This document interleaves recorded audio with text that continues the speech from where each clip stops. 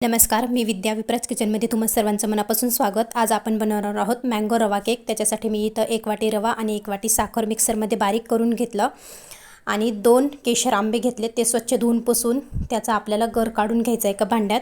त्यात मी 4 वेलची टाकते, जेणेकरून आपला केक खूप छान असा लागतो। आता हे बारीक केलेले मिश्रण आपल्याला रवा आणि साखरमध्ये मिक्स करून घ्यायचं आणि हे मिश्रण आपल्याला 20 मिनिटासाठी झाकून ठेवायचं आहे, जेणेकरून तो रवा अतिशय चांगल्या प्रकारे फुगतो। आता हे मिश्रण आपल्याला रवा आणि साखरमध्ये मिक्स करून घ्यायचं आहे। व्यवस्थित पूर्णपणे मिक्स करायचं। तुम्ही पाहू शकता त्याची कन्सिस्टन्सी कशा प्रकारे ठेवायची। आणि जर जास्त दाटसर झालं तर तुम्ही दूध पण ॲड करू शकता त्यात। आता हे 20 मिनिटासाठी झाकून ठेवायचं। इथं मी ड्रायफ्रूट्स कट करून घेतले, तुम्ही तुमच्या आवडीप्रमाणे ड्रायफ्रूट्स टाकू शकता।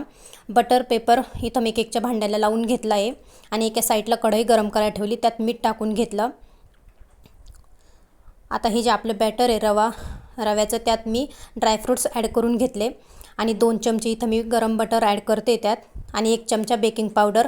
तुम्ही बटरच्या ऐवजी तूप किंवा तेल वापरू शकता आणि बेकिंग पावडरच्या ऐवजी तुम्ही सोडा किंवा इनो वापरू शकता।